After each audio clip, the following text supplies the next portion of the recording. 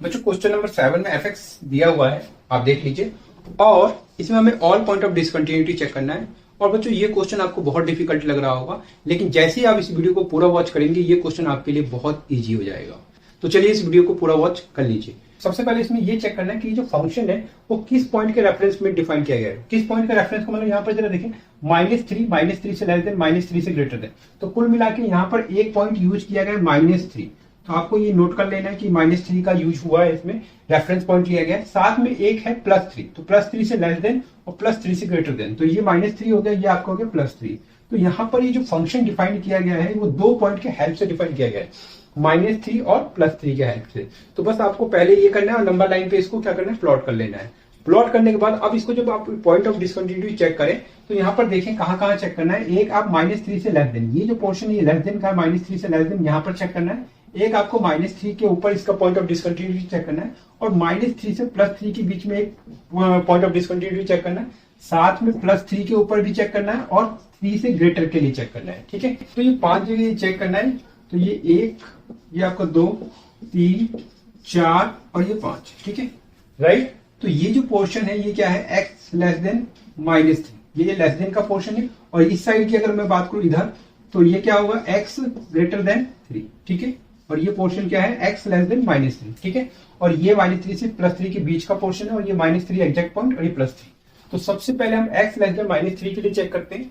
तो कैसे चेक करेंगे, आपको सबसे पहले लिखना है एट x लेस देन -3, इसके ऊपर चेक करें। तो इसके लिए क्या करेंगे, आप सबसे पहले लेट करेंगे, एक पॉइंट लेंगे जो कि -3 से लेस देन हो, तो मतलब स्मॉल हो। तो क्या होगा, लेट करेंगे x इक्वल टू c कोई पॉइंट है जो कि -3 से क्या है, छोटा है, स्मॉल है। ठीक है, राइट। अब आपको क्या करना है, इसमें आपको लिमिट फाइंड आउट करना है, लिमिट और x टेंड्स टू c, इस c पॉइंट के ऊपर लिमिट फाइंड आउट करेंगे और ये आपका हो गया fx, इसमें डायरेक्ट लिमिट फाइंड आउट करेंगे।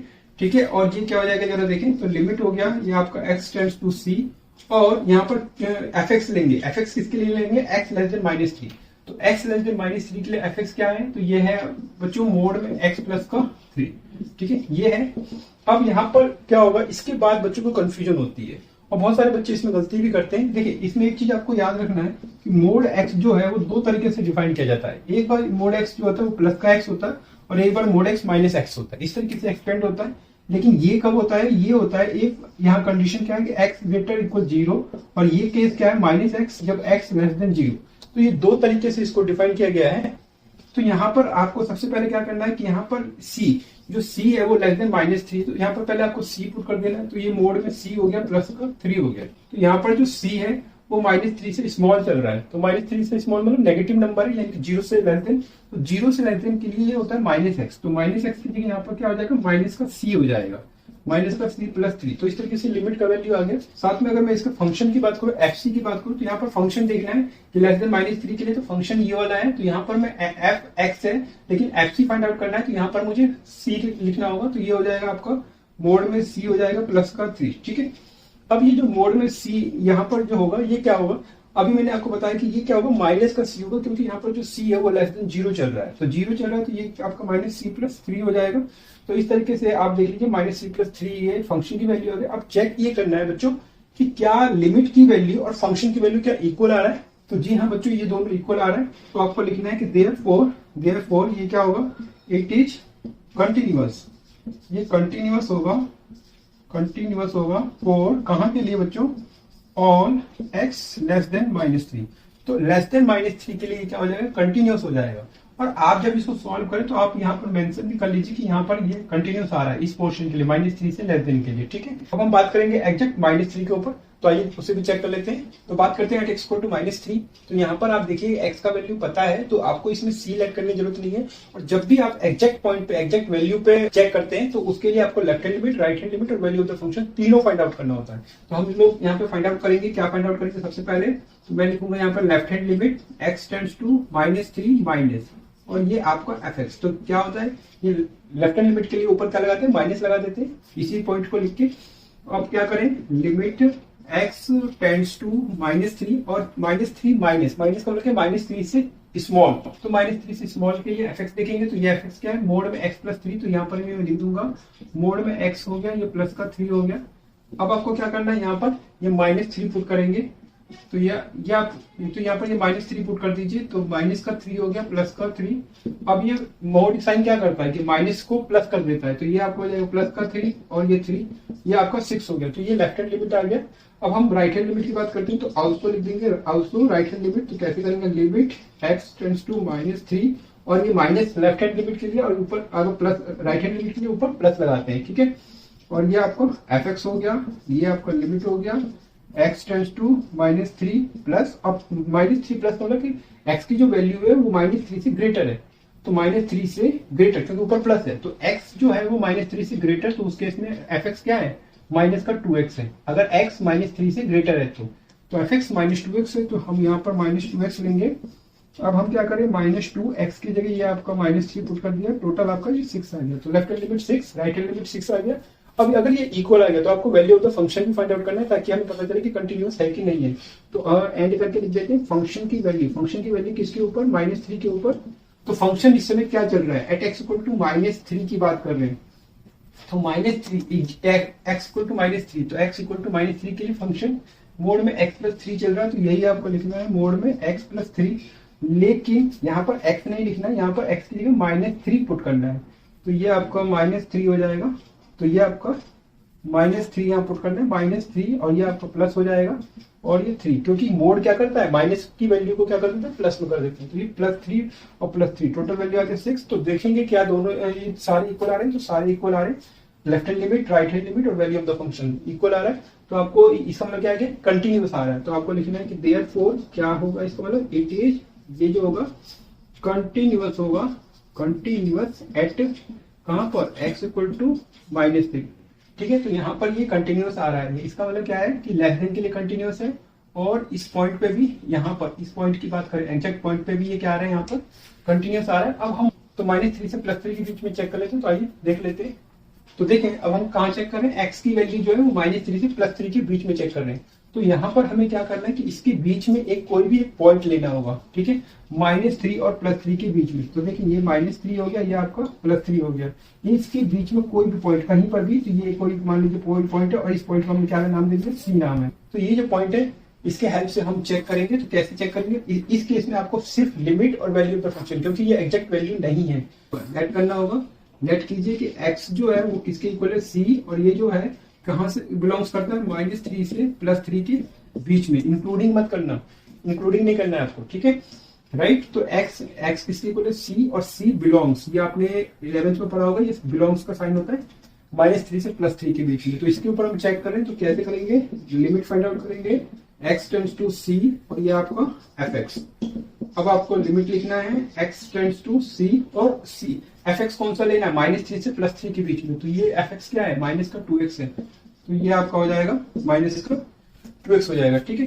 तो इस x की जगह आपको c पुट कर देना, तो ये बन जाएगा -2c, ठीक है। तो लिमिट का वैल्यू आ चुका है, साथ में यहाँ पर फंक्शन की वैल्यू देखें, तो फंक्शन की वैल्यू c के ऊपर, इस पॉइंट के ऊपर, तो फंक्शन इस केस के लिए कौन सा चल रहा है, ये -2x, तो यहाँ पर fc फाइंड आउट करने का मतलब कि यहाँ पर x की जगह क्या पुट करना है, c, तो ये आपका आ जाएगा -2c। तो लेफ्ट हैंड लिमिट, तो इसमें लिमिट और वैल्यू ऑफ द फंक्शन देखेंगे तो दोनों इक्वल आ रहा है, तो इसका मतलब क्या है कि ये यहाँ पर कंटिन्यूअस हो गया।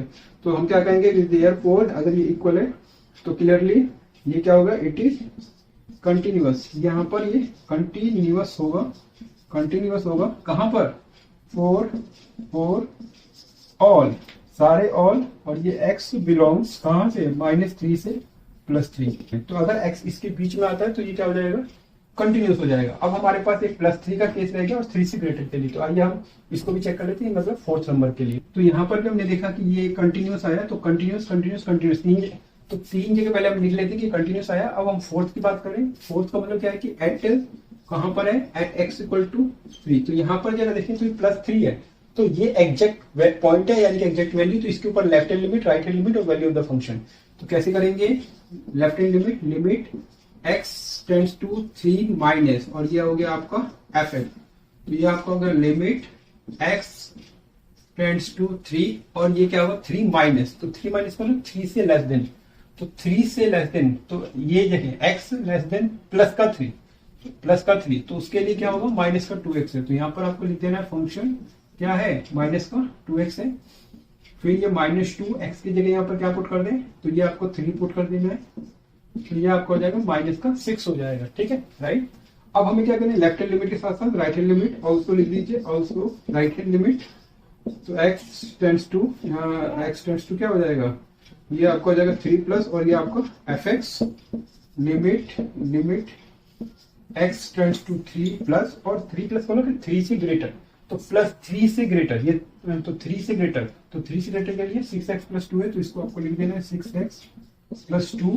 तो ये आपका यहाँ पर क्या करना है, x की जगह 3 पुट करना है, तो ये 6 और ये 3 प्लस 2, तो ये आपका कितना होगा 18 प्लस 2, तो ये आपका 20 हो गया। तो देखिए यहाँ पर ये इक्वल नहीं आ रहा, तो left hand limit right hand limit अगर इक्वल नहीं आ रहा तो value of the function find out करने की जरूरत नहीं है, ठीक है, क्योंकि इसी से हमें पता चल जाएगा कि ये कंटिन्यूअस नहीं है। ये इसका मतलब क्या है कि ये डिसकंटिन्यूअस होगा इसके ऊपर, तो देयरफॉर हम क्या लिखेंगे, इट इज, ये जो होगा वो डिसकंटिन्यूअस हो जाएगा। डिसकंटिन्यूअस कहाँ होगा, at x equal to plus का 3, ठीक है, प्लस के 3 के ऊपर ये क्या हो रहा है, डिसकंटिन्यूअस हो रहा है, ठीक है। तो इसको भी हम यहाँ पे लिख लेते हैं कि भाई यहाँ इस वाले, तो इस वाले पॉइंट पे ये क्या आ रहा है, डिसकंटिन्यूअस आ रहा है, ठीक है, यहाँ पर ये डिसकंटिन्यूअस आया है। अब हम 3 से ग्रेटर के लिए कर लेते हैं, चेक कर लेते हैं, ठीक है, और ये क्वेश्चन हमारा कंप्लीट हो जाता है। तो बात करते हैं कहाँ पर, एट x ग्रेटर देन 3 के लिए। तो x ग्रेटर देन 3 के लिए कैसे करेंगे, तो यहाँ पर देखिए हमें एग्जैक्ट पॉइंट नहीं पता, तो हमें क्या करना होगा, इसमें लेट करना होगा कि x इक्वल टू c कोई पॉइंट है जो कि 3 से क्या है, ग्रेटर है, ठीक है। अब c के केस में यानी कि ये ग्रेटर और लेस देन के केस में हमें सिर्फ लिमिट और वैल्यू ऑफ द फंक्शन, तो कैसे करें, डायरेक्ट लिमिट फाइंड आउट करेंगे, x टेंड्स टू c, और ये आपका क्या हो जाएगा fx, ठीक है, limit x tends to c, और ये हो जाएगा आपका fx, ठीक है। लिमिट की बात करते हैं तो ये x टेंड्स टू c, और यहाँ पर fx कौन सा चाहिए, जो 3 से ग्रेटर के लिए, तो 3 से ग्रेटर के लिए fx देखें तो क्या होगा, 6x प्लस 2 होगा, तो ये आपको लिख लेना है 6x प्लस 2 हो जाएगा, और यहाँ पर x की जगह c पुट करना है, तो ये आपको हो जाएगा 6c प्लस 2। साथ में हमें इसमें value of the function find out करना है, and value of the function का fc, तो फंक्शन, तो इसमें फंक्शन कौन सा चल रहा है, ग्रेटर देन 3 के लिए ये 6x प्लस 2, तो यहाँ fc का मतलब 6c प्लस 2 हो जाएगा, तो यहाँ पर हम लिख देंगे डायरेक्ट 6c प्लस 2 हो जाएगा।